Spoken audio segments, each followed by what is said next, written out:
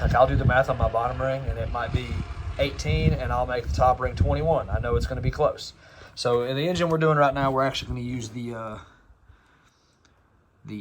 street moderate turbo nitrous-ish.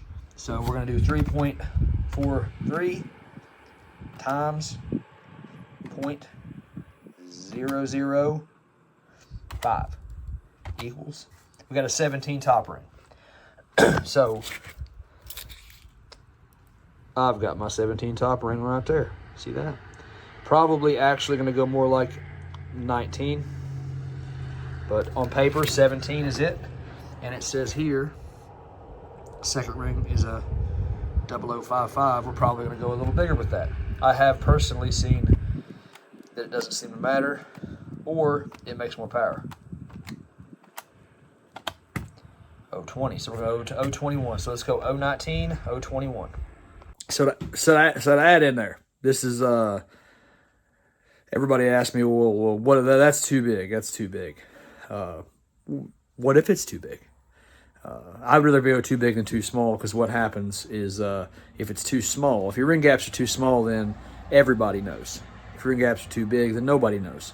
If they're too small, you're going to have engine problems. So we'd rather go a little big than a little small. Keep that in mind, guys. So I guess one of the things that I had never shown, guys, is how I put the rings in. So I will take them like this. Start them this way.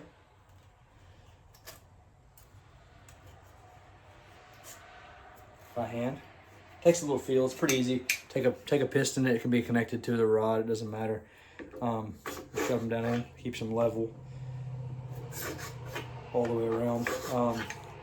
You do want to check this deeper in the cylinder, but currently I'm pretty all right. But got a 21 here. Everybody looking pretty good. Everybody looking pretty good there at 21. Oh yeah. Yeah. Anyway, so couple things. I'm gonna clean these guys up in a second. One of the things you want, guys, you want to make sure when you push these guys together that there's no gap. I don't know if you guys can see that or not, but we don't want to cut it off that way.